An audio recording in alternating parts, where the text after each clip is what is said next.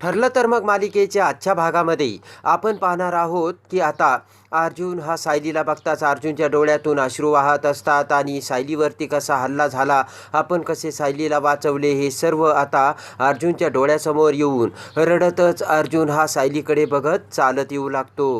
त्यानंतर रडतच प्रेमाने अर्जुन हा सायलीजवळ बसतो आणि सायलीचा हात आपल्या हातात घेऊन रडू लागतो. तर सायली ही अर्जुनकडे बघत असते. त्यानंतर अर्जुन हा सायलीच्या कपाळावर हात ठेवतो आणि डोक्यावरून हात फिरवतच अर्जुन हा मोठमोठ्याने रडू लागतो. तेव्हा अर्जुनच्या डोळ्यातील ते प्रेम बघून सायली ही अर्जुनकडे एकटक नजरेने बघतच असते. त्यानंतर सायली ही अर्जुनला म्हणते की सर डोळे पुसा. तर अर्जुन म्हणतो की सायली तुम्ही बरे आहात ना, आणि तुम्हाला काही लागत असेल तर मी घेऊन येतो, मला सांगा. तर सायली म्हणते की मी बरी आहे अर्जुन सर. अर्जुन म्हणतो की मी बाहेर जातो, तुम्ही झोपा इथे आरामात. बाहेर एकेकाची काय अवस्था झाली तुम्हाला माहीत नाहीये. मम्माचे बाहेर रडू रडू डोळे सुजले असे आता अर्जुन सायलीला बोलतो. अर्जुन म्हणतो की कुसुमने तुमच्या प्रेमाचा सगळा राग माझ्यावर काढला. तो अश्विन तिकडे डॉक्टरचे कर्तव्य पूर्ण करतोय तर मी देवासमोर हात जोडून उभा होतो. तर अर्जुन म्हणतो की मी फक्त तुम्ही बरे व्हावा म्हणून प्रार्थना करत होतो. आता तुम्हाला बरं लागलं की तुम्ही घरी चला, मी तुमच्यासोबत एवढं भांडण की बघा तुम्ही. तेव्हा सायली ही अर्जुनकडे बघते. तर अर्जुन म्हणतो की सायली माझ्यासाठी जग थांबलं होतं, डॉक्टर म्हटले होते की तुमची कंडिशन खूप क्रिटिकल आहे. अर्जुन म्हणतो की माझ्या डोक्यात खूप वाईट विचित्र विचार यायला लागले होते आणि तुम्हाला जर काही झालं असतं तर सायली मी कसा जगलो असतो मला सांगा ना. तेव्हा अर्जुनचे ते आपल्यावरचे प्रेम बघून आता सायलीसुद्धा अवाक झालेली असते. सायली म्हणते काय, तर अर्जुन म्हणतो की मी जगाला काय उत्तर दिलं असतं, तुमच्या मधुभाऊला काय सांगितलं असतं आणि त्या कुसुमला काय बोललो असतो. तर आता सायली ही अर्जुनकडे बघत हसू लागते. सायली म्हणते मी आता ठीक आहे आणि मी कुसुमताईंना सुद्धा सांगते की तुझ्या चिडक्या बिब्बाला आता रागावू नको. तेव्हा सायलीचे ते शब्द ऐकताच अर्जुनच्या चेहऱ्यावर हसू येते आणि अर्जुन म्हणतो की सायली खरंच तुम्ही खूप क्यूट आहात. तर आता इकडे सुमन आणि नागराज हे हॉस्पिटलसमोर येतात. तर कल्पना रविराज हे नागराज सुमनला बघतात. रविराज म्हणतो की नागराज तू आला. तर कल्पना म्हणते की तुम्ही दोघं अगदी वेळेवर आलात, मला तुम्हाला काहीतरी सांगायचं आहे. तर नागराज म्हणतो की वहिनी तुम्ही बिनधास्त सांगा, मी आता काही जरी असलं ना मन घट्ट केलं आहे आणि ऐकायची तयारी ठेवली. तेव्हा कल्पना म्हणते की काय बोलताय तुम्ही, मला आनंदाची बातमी सांगायची.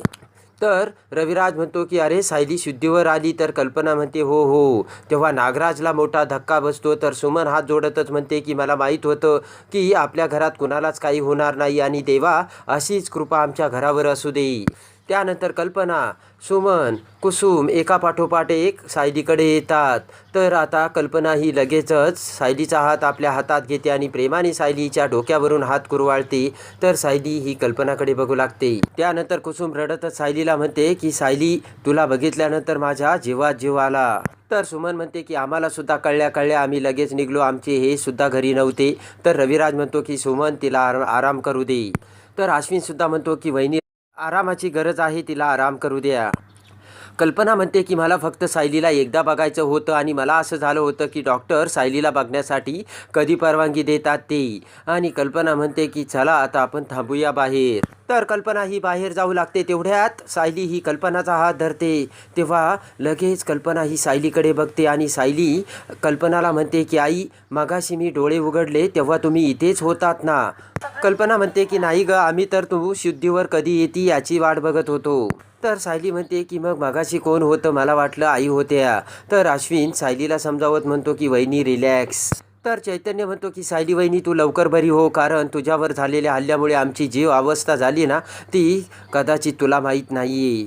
रडतच कुसुम म्हणते की सायली तुला जर काही झालं असतं तर सायली म्हणते की मला कसं काही झालं असतं कुसुमताई, तुम्ही सगळेजण माझ्यासाठी प्रार्थना करत होतात ना.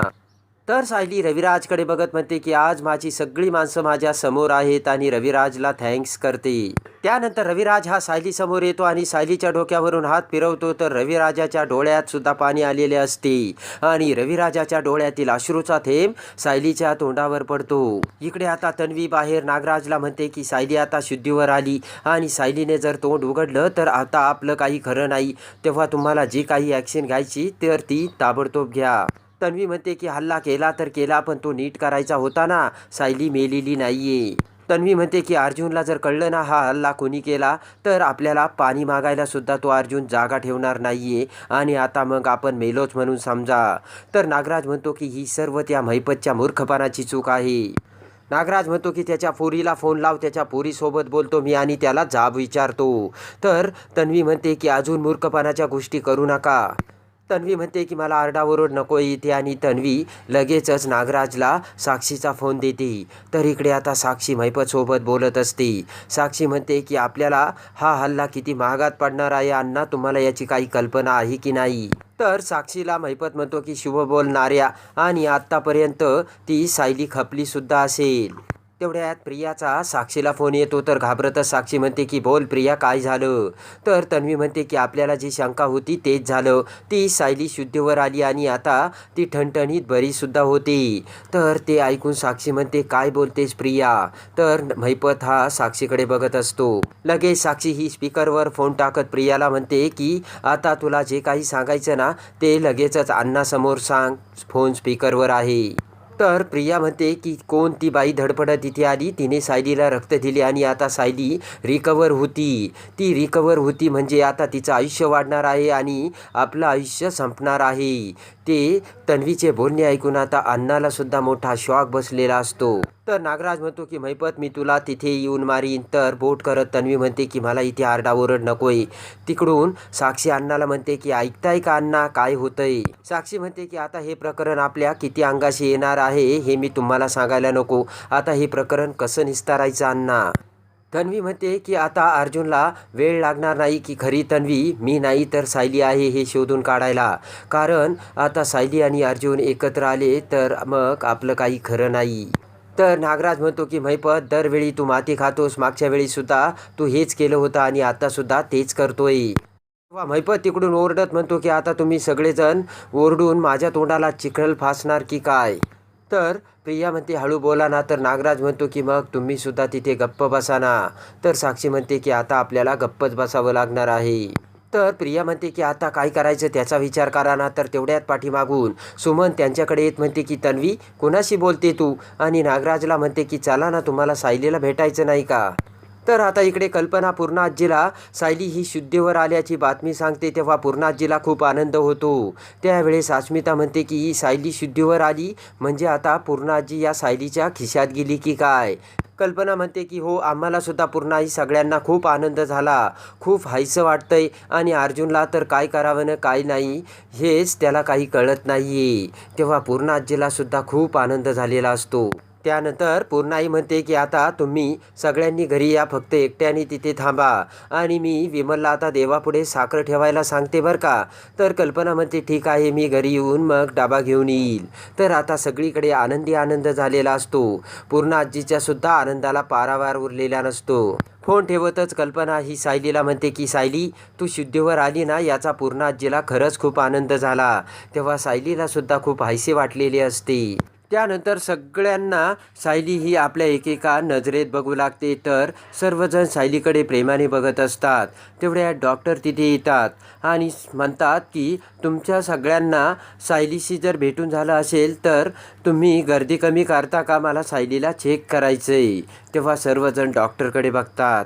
तर आता इकडे सर्वजण बाहेर येताच प्रिया म्हणते की मी सांगू का सायलीजवळ. तेव्हा कुसुम म्हणते की अजिबात नाही.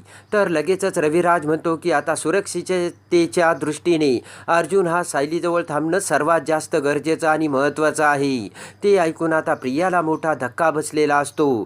त्यानंतर आता अर्जुन हा ती रात्र सायलीजवळच थांबतो आणि प्रेमाने अर्जुन ही सायलीची काळजी घेतो. त्यानंतर आता सायलीला डिवोर्स मिळून सायलीला अर्जुन हा प्रेमाने घरी आणतो. कुसुमसुद्धा आता सायलीसोबत सुभेदारांच्या घरी आलेली असते. त्यानंतर आता प्रेमाने सायलीच्या खांद्यावर हात ठेवून अर्जुन हा सायलीला हॉलमध्ये सोफ्यावर बसवतो. तर पूर्ण आजीसुद्धा तिथे बसलेली असते. त्यानंतर अर्जुन म्हणतो की सायली आता आमच्या रूममध्ये जाणार आहे. तर कुसुम म्हणते की म्हणजे तुम्ही सायलीला आता पायऱ्यात चढायला लावणार आहे. तर अर्जुन म्हणतो की नाही, मी सायलीला मी असं अलगद उचलून घेऊन जाईल. असे म्हणत आता अर्जुन हा सायलीला उचलण्यासाठी हात पुढे करतो. तर सायली लाजून अर्जुनला म्हणते की नको नको. तर अर्जुन ऐकण्याला तयारच नसतो. तर आता प्रेमाने सायलीला अलगद उचलून अर्जुन हा कसा सायलीला बेडरूममध्ये घेऊन जातो हे बघण्यासाठी आणि ठरलं तर मग मालिकेच्या डेली अपडेटसाठी आपल्या चॅनलला लाईक करा, सबस्क्राईब